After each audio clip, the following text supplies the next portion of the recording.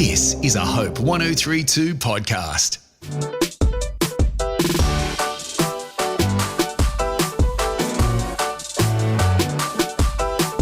Hello, welcome to the Undistracted podcast. I'm your host, Laura Bennett.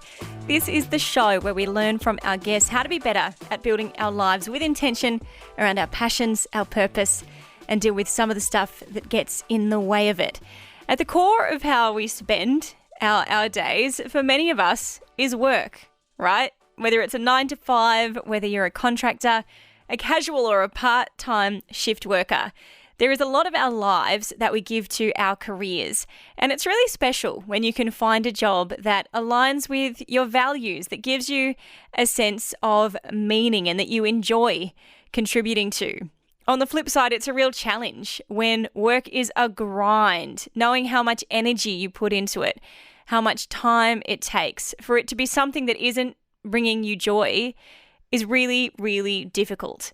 Our guest today is Shelley Johnson. She's an HR consultant and host of the My Millennial Career podcast. And together with her co-author, Glen James, who hosts My Millennial Money, they've written a book that tackles all the big questions around how to craft a career you love, deal with some of those times where you just need to do the work for the money, and also face the occasions when work doesn't feel like it fits anymore. How do you know when it's time to stay or go? The book is called Sort Your Career Out, and having read it, it's a really great resource if you find yourself in a transition window or some kind of career crisis you weren't expecting. Let's welcome Shelley Johnson to the show.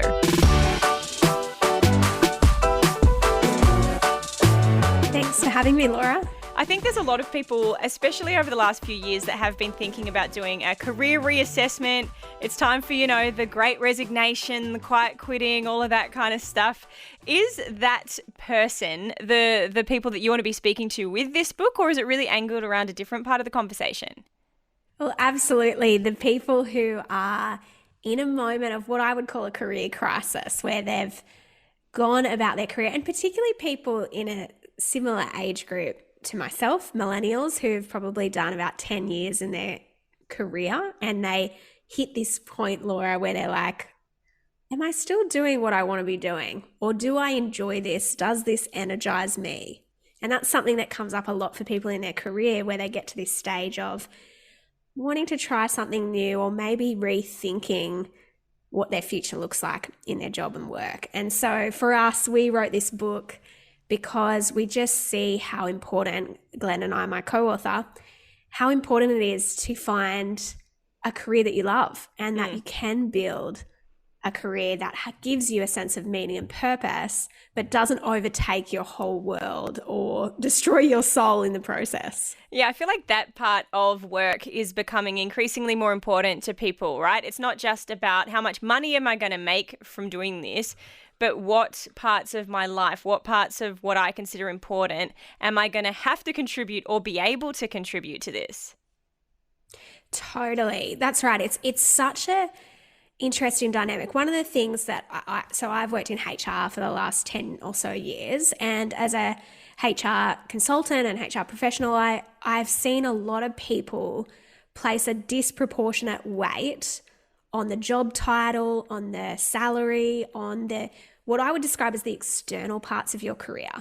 Whereas what we wanted to do with this book is to show people that before you start thinking about the external elements of your career, you really need to go deep and think about what are the drivers for you in your work and life? What are those things that are really important for your own sense of purpose? And then how do you find a career that aligns with that? And so that's a big challenge for a lot of people, because it requires you to take some time out of what you're doing and take your focus off those external things. Yeah. And start to look at what is the underlying things that are important to me, for my family, for my personal life, and then how do I find a career that matches that? Yeah, it is a really difficult thing to do, especially if you are that person who has been in a career for around, 10 years or so. Like, you've been in it long enough to get a real sense of what's going on, to drive hard at some stuff, to maybe see some changes.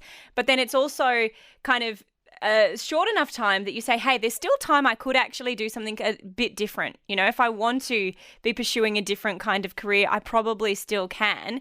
With those transition windows, what is it that says, hey, this maybe is a time to transition, maybe this isn't aligning with your goals anymore, or maybe it is something you can still give your time to? Yeah, that's one of the biggest questions in our podcast, My Millennial Career.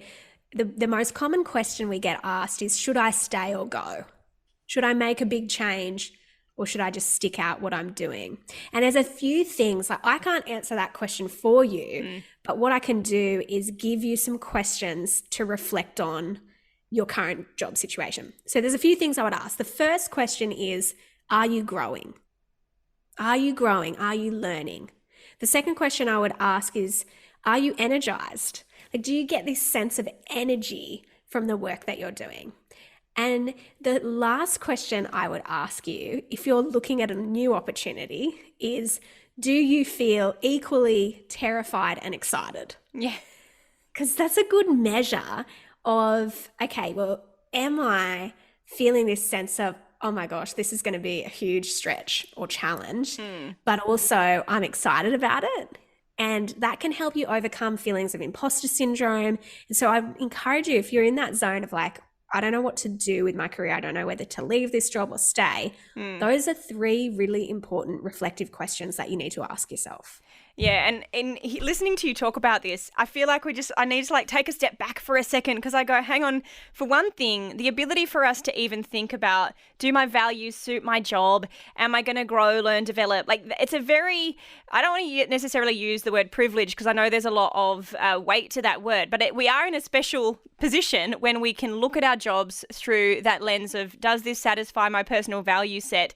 And not only is this going to meet my, financial needs? Like, do we always need to be looking at work through that lens of values? Or sometimes is it a case of, I actually just need to, pay my bills. I just got to do this job. And that's an interesting point. I think we are most engaged and satisfied at work when we have a values match. So our workplace, our employer, and our job actually align with our values. Now, we're not always going to have that. It's not a guaranteed thing. And actually, workplaces change and evolve, and their values change just like ours do. So if you have a significant change in your workplace, let's say they restructure, they get a new leadership dynamic or a new culture, that may not align with your values anymore. Just like if you personally have a huge life change, like for example, for me, when I had my first baby, Sunny, she came along and all of a sudden my values changed. I used to value achievement. That was one of my things. Like I had to feel like I was achieving all this stuff. And my values changed to be, one of my values changed to be autonomy. I really wanted autonomy in the work that I did. And so what that meant was I no longer had that values alignment with the job that I was doing based on my family changing. But I still stuck that job out for a while until I felt like, okay, I'm now at the position where I can make a change. I'm now at a position where financially I've got a few things set up and I can, and there's that privilege, as you mentioned, to take a risk, to make a move. But I think the important thing in all of that is we need to do the work of actually figuring out what are our values. So for me, I had to do that deep work to go, okay, well, if I feel unsettled in my job, or I've got that sense of something's not quite right here, usually that's a values clash. And so when we can go back and do the analysis really of what is it that's not working for me, then we can work out, okay, well, is that values clash something that I'm just happy to kind of deal with and kind of suck it up? Or is this a sign that I need to start making a move? And now that move could take a little while. I'm not saying that, oh, okay, you've got a values clash, get the heck out of there. I'm saying identify it and then work out, well, what do I want to do with that? Yeah. And what work is involved in doing a values assessment? What would that look like? Yeah, so in the book, it's actually the first chapter, we focus on values. And we walk through this activity where we've got like a list of, 200 kind of value statements.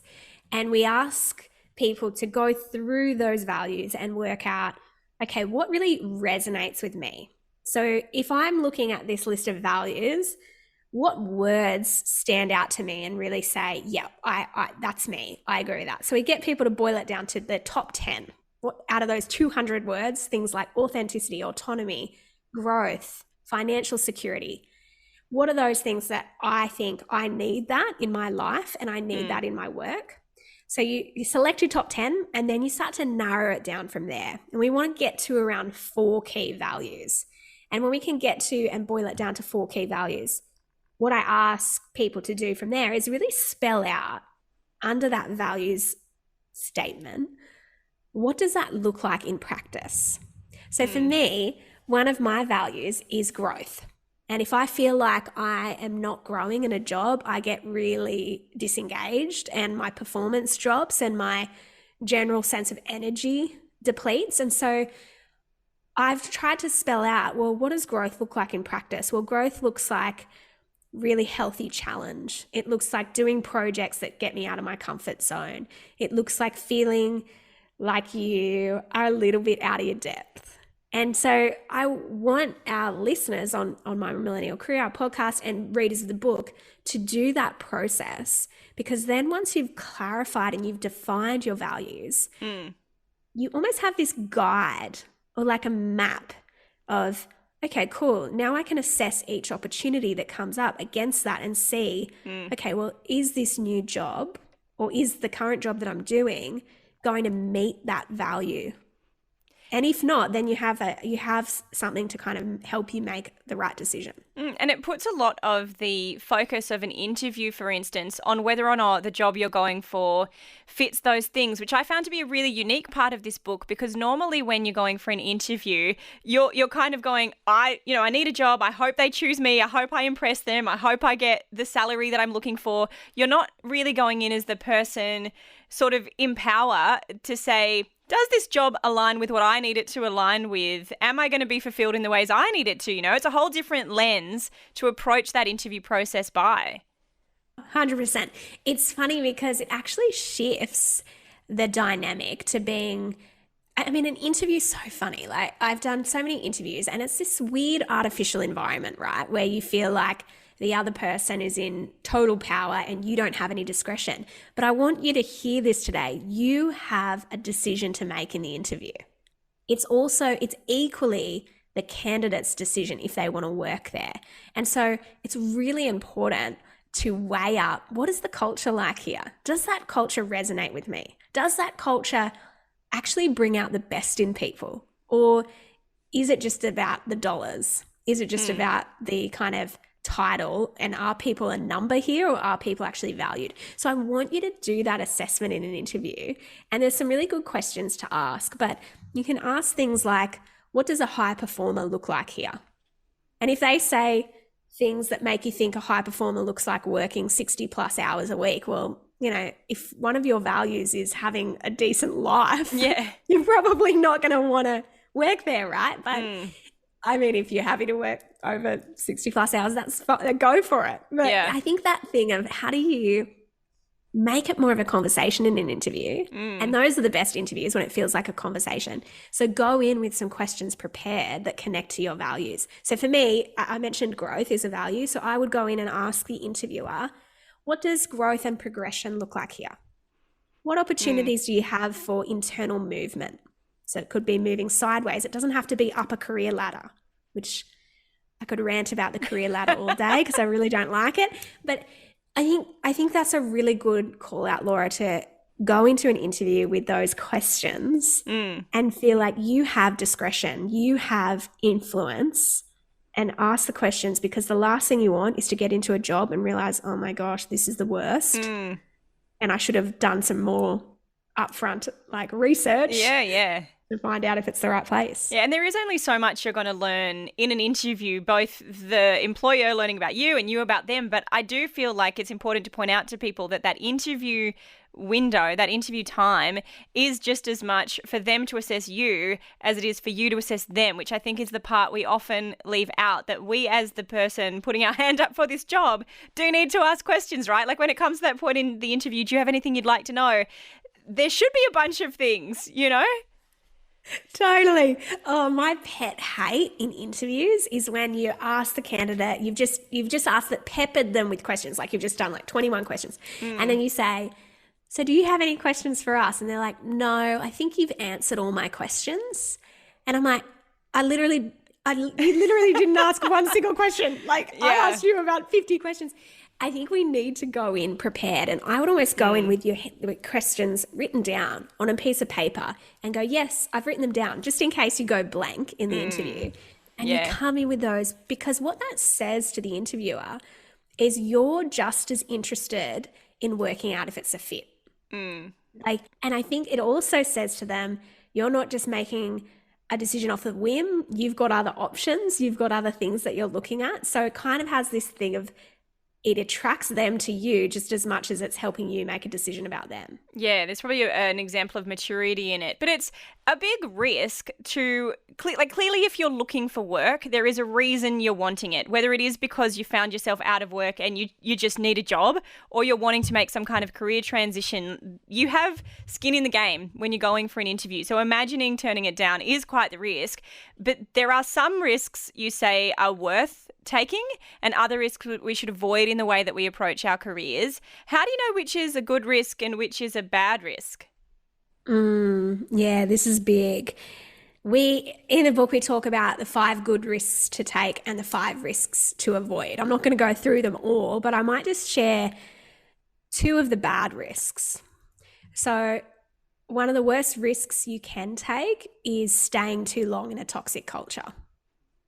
And so that's why, going back to this idea of interviewing the employer, we need to assess what the culture's like, because if we stay in a toxic culture, it can really impact our confidence, our sense of self-worth, even leads into burnout. So there's a lot of things in a toxic environment that people really need to be aware of. So big risk is staying too long in a toxic environment. The second risk is not taking any risks. So for people who feel like right now they're in a job where they're playing it safe, or they're allowing fear to dictate their decision making, to me that's one of the other big risks that you should not take in your career. And I know it's hard when you're in a zone of, okay, I need to figure out what I want to do next, and there's some fear and financial factors that just come into play in this space. But I would encourage you that if you're allowing fear to dictate your career decisions, that in itself is a huge risk. And so start to see that of going, notice, what is it that's holding me back? What is it that's causing me to stay safe? And how might I actually be damaging my own career prospects in the future by taking this stance?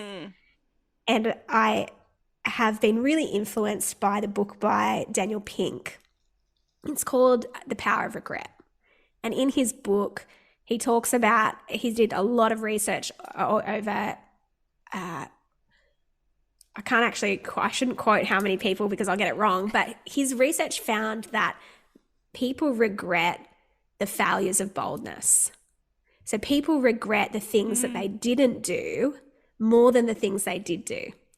So if you've been thinking about making a big career change, or maybe you're thinking about starting a business or moving your side hustle to be your main thing, people regret the inaction more than the action they do take. Yeah. And that's what Daniel Pink's research found. And so for me, that's a real measure of, and that's something I really factor into my decisions, and for my clients, helping them factor that into their decision making, because we need to look at those big career calls through that lens of, well, at the end of my life, what am I more likely to regret?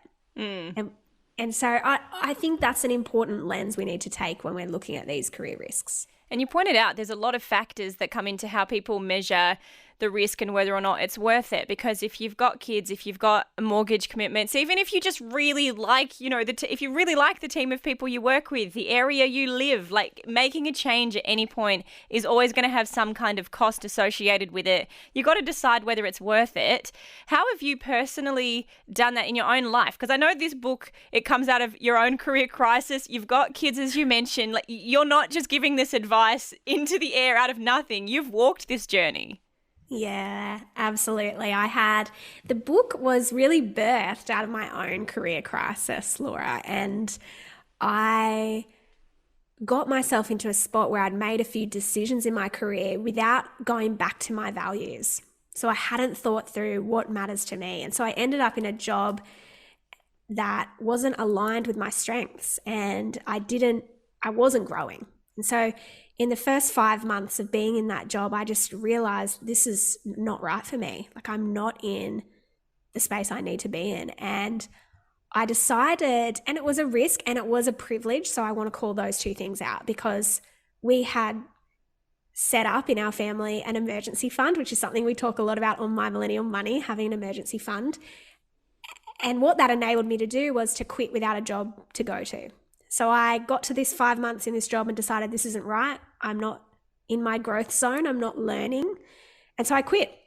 And I was like on the streets in Sydney finishing off a client gig, and I was HR consulting, and I decided I would quit this job. And I got on the phone to Glen and I called him and I said, I just quit my job and I'm unemployed. And I was like freaking out. I remember just being like, what am I doing? I'm just freaking out. But I just knew I had to leave. And he's like, oh, well, let's write a career book. And I'm just like, what do you mean? Like, what do you mean? He's like, yeah, let's write a career book. And I was like, I'm unemployed. Like, how can I write a career book? Like, I'm having a total crisis. And he just said this thing along the lines of like, well, now that's the best time for us to do it. Yeah. And the funny thing was, like, he was so right. Like, writing this book came out of so many experiences of how do we make good career decisions? How do we take bold risks and actually figure out what do we want our life to look like, and how does work factor into that? And how do we find a job, an employer, and a work culture that we thrive in? And I think we all deserve that. I think we deserve to work in a culture where we thrive and a job that brings out the best in us. And so going on this process of helping people uncover that and helping, and I myself did that whole journey, and now I'm in my sweet spot doing my own business. And I think that's a really important learning. And so many of us have those crisis moments. So I empathize with anyone listening who is in that zone right now. And it's tough when you're in one of those zones, I think, because you don't necessarily have the energy to consider, how do I fix this? What are the solutions I can bring to these problems, right? Like, if you're someone who's faced a redundancy, or if you're feeling burnt out and you're just kind of done with it all, particularly for that person who's being burnt out, it's like the idea of finding the motivation to even look for work, to consider their values and all of this stuff can feel so exhausting. So how do you navigate these seasons when, unfortunately, they come with hard emotions because of the challenges brought by them? Oh, that's massive. I want to say, let's focus on the burnout one first, because they're two very different scenarios, both with huge emotional impact and physical impact. Like, the impact on your body even. I'm not going to go down that rabbit hole, but let's talk about burnout.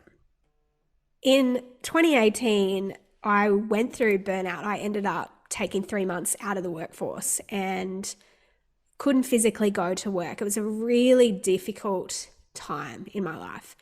And I remember talking to my mentor, and he said this amazing thing, because me as an achiever, I was like, I remember sitting down with him and going, okay, what are the books that I need to read? What are the actions I need to do? How do I fix this? I need to fix this as soon as possible.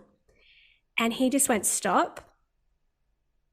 What you need right now is no expectations.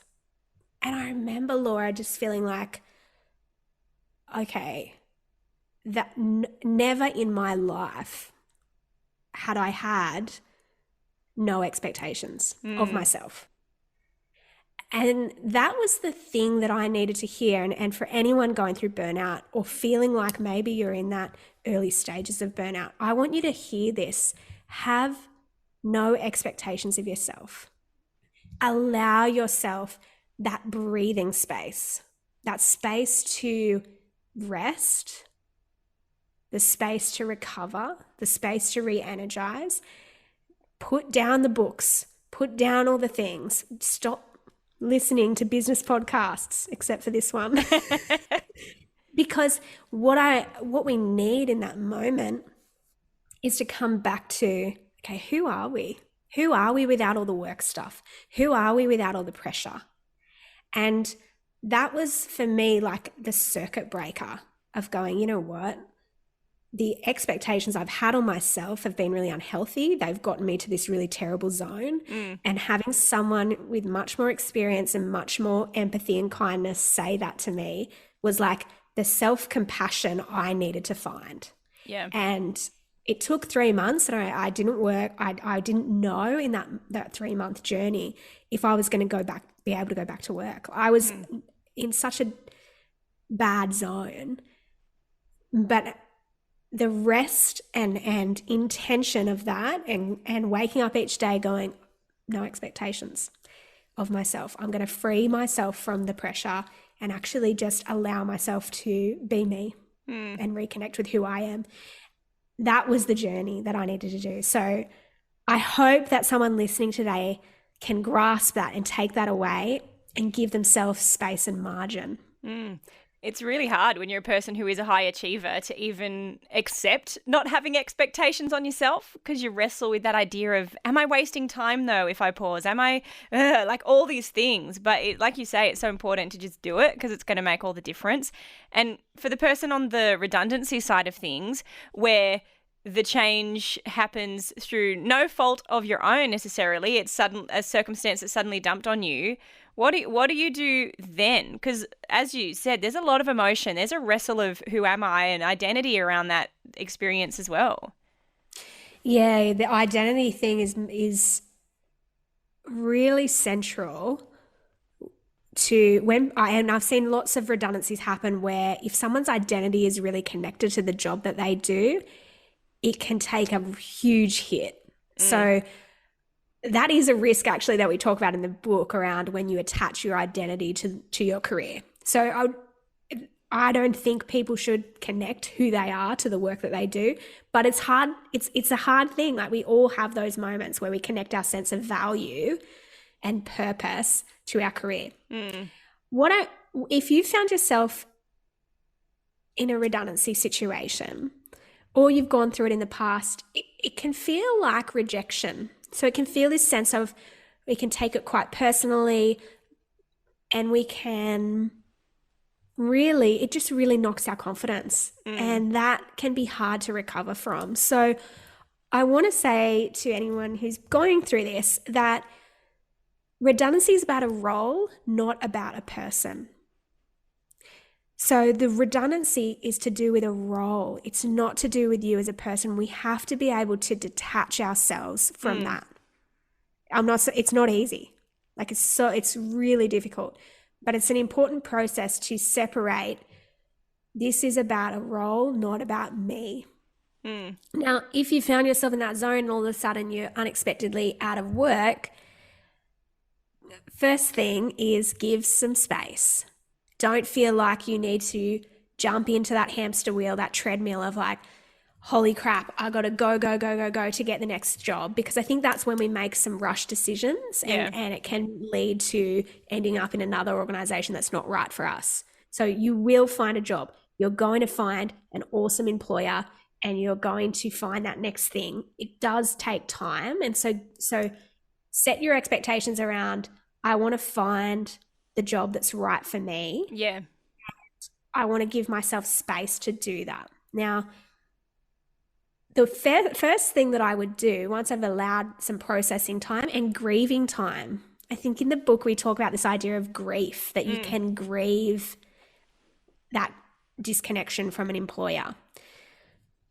Once you've gone through that kind of process, then what I want you to do is jump on LinkedIn and start messaging people in your network. And I saw someone do this the other day, one of our listeners who messaged me and said they contacted a whole bunch of people in their network and just said, hey, I've just been made redundant. I'm looking for these kinds of jobs. Do you know anyone who's looking for people? Even if it's part-time, I am looking for full-time, but I'm open to talking about ideas. And within 2 days, they had an interview lined up. And then within a week, they got this new job at an amazing workplace with an amazing boss. And it was just such an interesting thing because often we think about jumping on Seek and looking at all the job ads, but so often there are jobs out there in what we call the hidden job market that people are looking for, but they're not actively advertising, that we can access through just being brave and messaging someone on LinkedIn or messaging someone in our network and saying, hey, do you know of anyone looking for this kind of person? Going down avenues that you might not have considered. It's like really important. And I think it's also really important that you flag the identity connection that we can have to work, because I think especially, I even know in the environment I work in, it's a, not-for-profit, doing a podcast like this, there is a lot of value connection with the work that people are doing. And so because you do have a value alignment, your values obviously come from who you are, right? So it's like if my unique values find a home in this particular kind of work, if something with that work was to change, that does feel a little more personal because your values, like you're personally aligned with it, if that makes sense, right? So while values are a really great way to find work to do, it can make, I think, the relationship we have to our jobs a little bit more emotional because we love it. We're here for a reason, right? Yes, totally. So I've come from not-for-profit background. Like that was the bulk of when I did internal HR, it was with two big not-for-profits. And in any of those environments where you have an organization and you're so behind the mission of that organization, you're like fully bought in, it's a double-edged sword because it's amazing because that's where you do all your discretionary effort, you go above and beyond because you really believe in it. But then when we have these hard things happen, like a restructure happens and someone gets made redundant, it hits different. It hits different and it's not transactional. It's deeply relational, those environments. So we have to find that tension. And often in workplaces, people err to one extreme or the other. So they either are all in, their identity's fully caught up in it, or they're fully transactional and they're not connected heart and soul to the work they're doing. Yeah. I want you to find the tension point. So find that tension between being all in and being transactional, and we need to live there. Don't swing to the kind of polarizing end zones because that's when things can get unhealthy. So what I do in a not-for-profit context would be I'm sold out to the mission. I'm totally behind that, but I'm behind that whether I'm an employee or not. So if I leave that organization, I'm going to keep supporting that organization because I'm behind it. I'm in. But it doesn't depend on whether I'm an employee. So I want you to find that tension zone and stay there and be cautious of when you flick one way or the other. Yeah, because it'd be so easy to give so much more of ourselves than is necessarily healthy or even necessary. And I know we don't have too much longer with you. I feel like there's so many things we could really be talking about, but I want to highlight something that I think, particularly for listeners of this podcast, where we talk about, finding the things that you're passionate about, building your lives intentionally around your calling.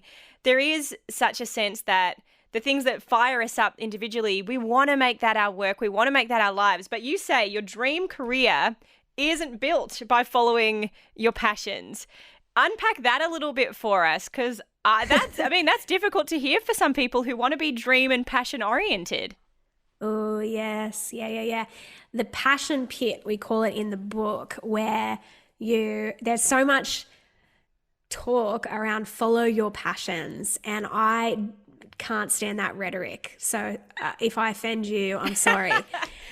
It's actually not my idea. So it's come from Cal Newport, who's a researcher and author, and he, in his book, So Good They Can't Ignore You, talks about this concept of how following your passions is one of the biggest fallacies when it comes to career. Now, I'm not saying don't follow your passions in life. I'm saying don't pursue a career based on your passions. Because for me, let's take me as an example. I am sold out passionate about fine dining. Yeah. I live for it. I'm like, if I could just live my life going from one fine dining restaurant to the next, I would be a very, very happy person. But does that mean I should be a chef? Does that mean I should run my own restaurant? Absolutely not. I could not do that. I would be stressed out of my brain. Hospitality is extremely stressful as an industry. and hats off to anyone working in it because it's so full on. My point is that following your passions and creating a career around your passions is flawed logic. What I want you to do is create a career based on your strengths. Create a career based on what you are exceptionally gifted at. Find the thing that you do better than anyone else, and some hints as to what that is. It's the things that people come to you for consistently. So for me, I found people come to me to, how do you have tough conversations at work? How do you have a difficult conversation? How do you create a good team culture? For you, what is that thing that you're the go-to person in your organization for? Where they're like, Laura, we go to Laura because she is a gun at asking curious questions, which is a total gift, by the way. Thank you. So I want you to figure out your strengths and follow those. Again, it's Cal Newport's work. It's not mine. We just talk a lot about it in the book because it's really important. So in the book, we talk about this strengths idea and we help you to uncover your strengths. Once you know what those are, then you can start to look at job ads, look at career paths and go, okay, how does that align to the things that I'm uniquely good at, my genius zone, and then follow that path. It's such good advice, and there is so much more of it in the book, Sort Your Career Out, and about making a little bit more money in there too. It's not all just about these kind of parts of the equation. But Shelley, thank you so much for your time today and for all the work that you and Glen have put into the book. We really appreciate it. Thanks so much for having me, Laura.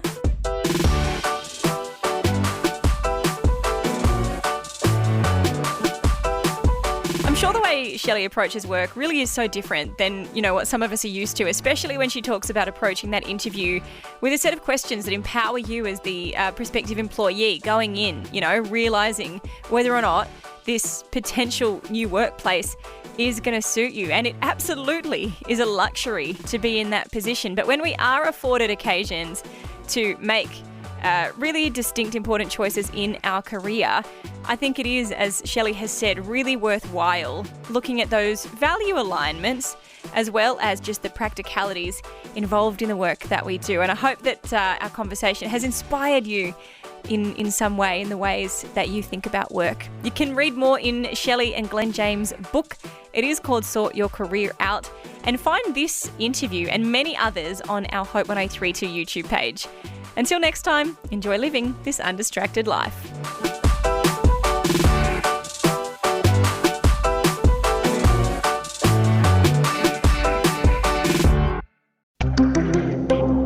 This is a Hope 1032 production. Thanks for listening.